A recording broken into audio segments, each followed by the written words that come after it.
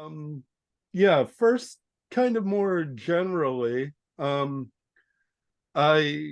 I want you to talk about the harm reduction, um, like all the harm reduction focuses of provided by the StreetWorks program, and then we'll get more focused on supervised consumption and safer supply and things Sure. like that.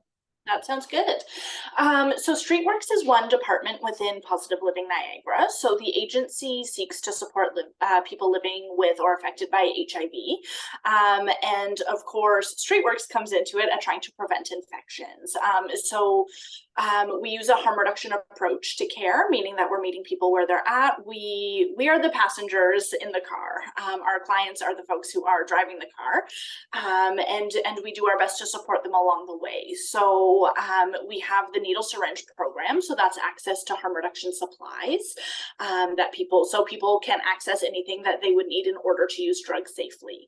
We know that drug use has existed forever and will always exist. So regardless of whether it's legal or not, our goal is to try and keep people as healthy as possible. So we have access to things like syringes and pipes, but along with that comes a lot of education. So education about how to use safely, how to use all the supplies, all the little tips and tricks. And then also, because we can't do everything, we're not a one-stop shop, we rely heavily on our community partners as well. For folks who have needs outside of access to basic supplies, we do have a strong case management team, and they will help people navigate things like housing, the healthcare system, income, OW, ODSP, all that good stuff. Our Narcan program or naloxone program is certainly thriving. We hand out hundreds of kits every month to community. We've been doing that for a decade now. And we do a lot of street level and mobile outreach. So understanding, again, using that harm reduction philosophy, not everyone has access to transportation, right? So if we're supporting someone who lives in Fort Erie, for example, and the only place to access supplies was our main office, that might be a challenge for them. So we can deliver supplies and services to people's homes. We do that 5 nights a week. We also have satellite sites. Most of those are methadone dispensing pharmacies. The understanding there is that they are open every day of the year. So when we might be closed on a stat holiday, they are open and we still ensure that access to supplies. And then, of course, you mentioned briefly our consumption site. So we do run Niagara's only consumption and treatment services site. We've been operating since December 2018. And that's been such a wonderful addition to our programming. Okay. And a big nutshell. okay, yeah, and so you said that's been running since 2018. Okay, because I know, like, I live in a small community, and a safe consumption site would not go over right now. Hopefully there'll be work done and people will realize the importance of that. But Yes, so and one of the challenges with the sites too is, we're in Ontario and we are in a climate where there has been a cap placed on the number of sites that will be permitted. And so we often get asked about other municipalities in Niagara, and we would love to open more sites, but the willingness isn't there on the part of the government at this point. okay. And how has that been accepted by the community? Is it positive? Yeah, we've been very well supported for the most part. There are people who won't understand what we do, and that's okay. And we try and take those moments to have conversations about what their concerns are, to take those moments of education to let them know. But by and large, we've been very well supported. Back when we were going through the application process in 2018, at the time it wasn't required to get city council approval. It now is, but our city council at the time unanimously voted in favor of a site. So we've been well supported by all levels of government locally, and also by our neighbors. A lot of folks in the area have said, this will help us too, whether it's about improperly discarded syringes or being concerned about neighbors who might be having an overdose situation. So the neighborhood has been fairly supportive. We have a few naysayers, we always will, and that's okay. And that's just something that we kind of continually navigate. What about safer supply Yes. programs in Niagara region? Yeah, so Safer Supply is still relatively new to us here in Niagara Region. It is operated by an organization called Reach Niagara, in addition to another physician who is doing Safer Supply prescribing as well. So the understanding there is that, you know, the biggest challenge that we have is the toxic street supply, right? People don't know what they're getting anymore, so they can't use accordingly, and they don't know how it will impact their bodies. So Safer Supply is disrupting that by giving them pharmaceutical grade substances so that folks can dose accordingly, and use accordingly. So that has been hugely beneficial in Niagara. I know we recently just we've been hearing success stories about people being housed for the first time and being able to maintain housing because they're not constantly looking for that next source of a substance, and they know what they're getting, so they can dose accordingly. We've got some people who have returned to work. So just really phenomenal stories coming out of the Safer Supply program. Okay. That's really good, because I've talked to other people about these things, and with how toxic the drug supply is, far more toxic than it was even 5 or 10 years ago. Absolutely. And I know some drug user activists who are very concerned about how long it's taken to get things like Safer Supply going, because as the drug supply gets more toxic, it's tougher and tougher to find suitable like alternatives almost. Yeah, alternatives. Yeah. Like because like even in my small community, there's like benzo dope and all that here now, and 5 or 10 years ago it wasn't there, but now I'm hearing stories from people about how hard, like how much naloxone they've had to give people. Well, I mean, Safer Supply needs to continually evolve in some ways, right? So right now we often talk about Safer Supply for things like fentanyl, but we generally haven't gotten to the point of Safer Supply for things like crystal meth or cocaine, right? And we also need to think about what we're offering as that alternative. So right now in Niagara, it's hydromorphone, which is okay, but we know it's not the ideal either for people. So it is a tough thing to keep up with the ever-changing trends, because with the, you know, in the absence of changes to law and policy, we're stuck doing these reactive measures. Yeah. Right. Yeah, and I've talked to like groups out in BC who, as far as alternatives for things like crystal meth, their best alternative they've come up with is tested crystal meth, so that they know that they're giving something that's safe instead of something that's contaminated. So, and that probably doesn't go over well with people when you tell them you're gonna give out crystal meth. It's a hard piece sometimes, wrapping other people's head around this work and why it's important, right? And just the humanity of supporting people. Some folks, you know, we grew up in an era where drugs are bad, right? And it takes a lot to undo that type of thinking. I have a question here then about that type of thinking, and like, as someone who's working frontline in the overdose crisis, there's been a lot of media reports, and especially one particular federal political party has really been talking bad about the work being done for decriminalization and safer supply. And how do you feel that talk damages the work or impacts the work you're doing? Well, it's very, very challenging, because we need to be looking at evidence. There are mountains of evidence supporting things like safer supply programs, consumption sites, and other harm reduction initiatives. And so it's incumbent on anyone who's in a position of power to be looking at that evidence and be sharing factual information.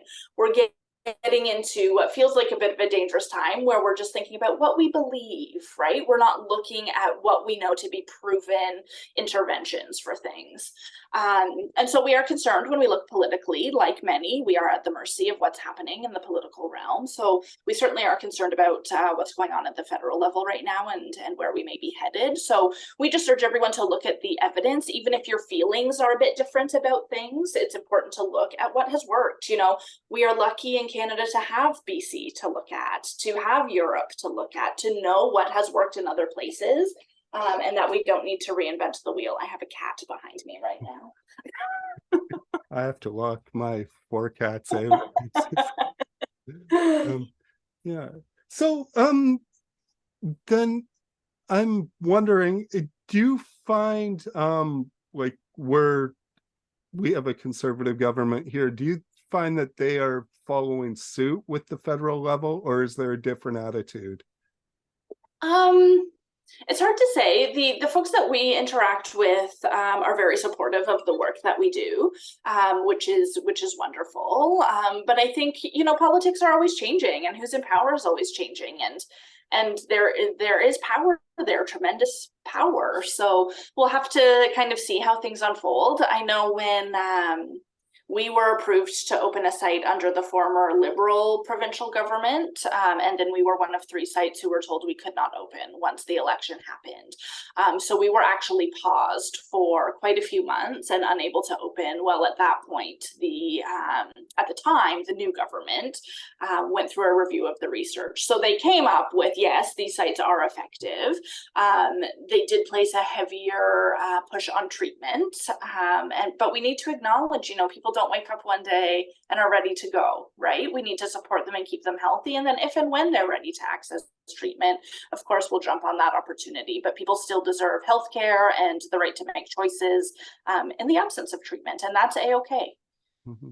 Yeah. And like, I mean, in most of the conversations I've had, even with people who find that they're ready for treatment, it can take 5 or 6 attempts or and the other piece of that too is the wait times. Yes. You know, we know someone who did just get into residential treatment, and I think it was 6 to 8 weeks that he had to wait, and that was frankly considered a little bit fast. So, you know, we have to have the ability to jump on that in the moment when that motivation is there, and have the resources available and the beds available for those supports. The other thing about treatment is, you know, residential treatment isn't governed in the same way. There's no regulatory body. And so people's experiences can be vastly different from treatment center to treatment center. If people do feel they're at a point in their lives when they do need treatment, what resources can you point them towards, or do you point them towards? Yeah, so we're lucky to have many wonderful community partners in the space, one of which is Community Addiction Services of Niagara. So they're actually on site 3 full days a week providing addictions counseling, and they can provide those referrals into the more formalized treatment system.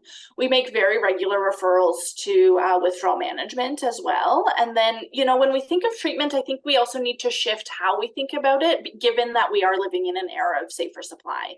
Safer supply is its own form of treatment too, just like we have methadone and Suboxone.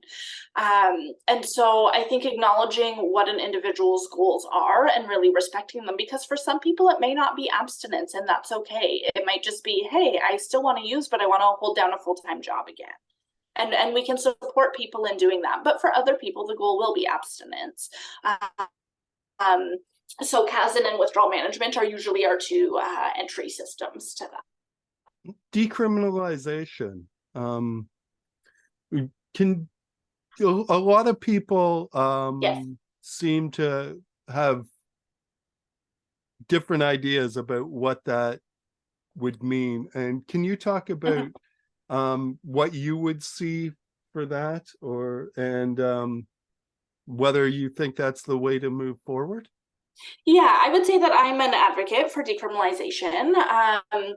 Because if we look at the war on drugs and how all of these drug laws and policies came into place, a lot of it was arbitrary. A lot of it was rooted in racism and personal belief systems. It wasn't rooted in any scientific backing. Johann Hari wrote Chasing the Scream. It's one of my favorite books. It's about the first and last days of the war on drugs.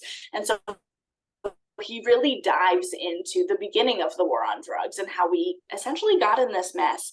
We know that the criminalization hasn't worked. We are living the result of that right now in the form of a significant drug poisoning crisis. So if we can shift the approaches from being criminal to being health approaches, we're going to see a lot more success. And you know, we see people who get arrested, go to jail, they're out the next day, and then, you know, maybe a year from now, they're doing really well and ready to get housing and a job, but they have a criminal record that follows them, even if they've been able to turn things around a little bit. So yeah, we have to look at those systems, and again, what we're doing isn't working. We have good models like in Portugal, BC, we're doing the pilot, but there are flaws with those too. So any efforts need to be in consultation with folks who use drugs. That is critically important. A good example of that when we talk about decriminalization is the amount that you're allowed to have on you, right? And so there are thresholds of how much you're allowed to have. But I remember reading about BC, and they've set their threshold limit, but some people are saying, you know, my dealer is 3 hours away, and that's the dealer I trust because I know that his product is good and safe and I know how to use accordingly. But I can't travel that far every day or two to stock up. So thinking about more remote communities, thinking about what that quantity is. So it's definitely complex, but it's a step in the right direction because we've seen the success elsewhere. Okay. And you mentioned something right in there about dealers who are trusted. And this brings up another thing about policing and drug busts, and how when they clear someone out, get a dealer off the streets, it creates a vacuum, and that's filled by more illicit or sometimes more toxic drug supply. So yeah, I just read last week actually an article or a study that showed that when there is a fairly significant bust, overdoses actually increase for the next few weeks. So interesting to see that kind of written out in a study, because I know we, like, internally on the team, we had speculated about that, but yeah, very interesting, because someone else is going to swoop in, and that's the nature of things. If we look at prohibition back in the day, it was very similar, right? You had people bootlegging. It's the same idea. We have lived this before. Yeah. And even in my small community, we've seen that happen. We've had, you never used to hear about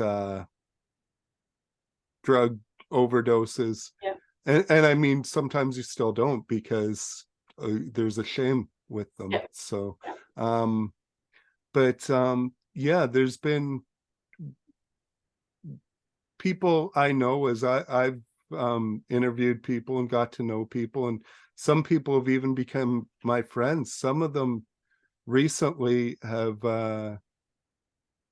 passed by overdose after there was some pretty big busts around here, and I think we saw that happen in our small community, and it's terrifying. It is.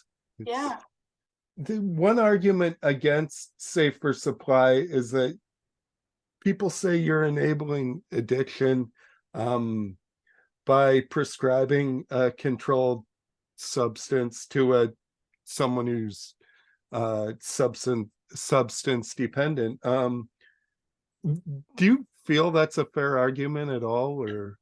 Okay. No, I don't. And I think what's important here is that, you know, there are still qualifying criteria for safer supply. It's not open to just anyone all the time. And the amount of medical appointments required and follow-up required is quite significant. So it has to be for folks who are motivated, right?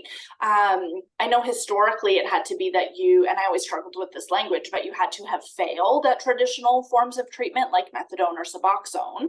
And that's no longer the case, but we're still looking at it for people who are using fentanyl daily, who have a history of significant overdose.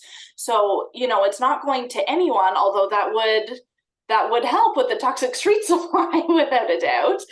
So I think we're always looking at those qualifying factors, but there's a lot that goes into that medical assessment of it. It is not something that's taken lightly. And again, we've seen the tremendous benefits for folks on that program, whether it's reduction in infections, all the way up to housing and employment, and just the stability that it can create in somebody's life. I know that there's a lot of problems with this, but I kind of want your opinion on the record. Forced treatment, it's not something that I've seen work with people, and I just like your opinion. Yeah, it doesn't work. And again, there's a lot of evidence, a lot of studies that point to that. And in fact, forced treatment has the potential to increase risk, because someone is in against their will. If they leave, but their tolerance has dropped in the time that they've been in treatment, they're coming out to a very toxic supply, that tolerance is down, that's a recipe for disaster. So we know that folks have to be willing. And again, abstinence might not be somebody's goal in the treatment sphere, right? It could be, I am still going to use, but I want these parts of my life to change. So it can be tricky to navigate that. But to our conversation earlier, when people are ready, there has to be the space and the resources available. So across the board, people are struggling with resources without a doubt. And at this point, this crisis has affected everyone. How did you get involved with this? Like, was Complete it accident. okay? Yeah, complete accident. So my interest was always HIV, the social side of HIV. So I was working in HIV education and prevention. So you can kind of see the link there. And then when the agency decided to start distributing naloxone, I've always loved doing those education pieces.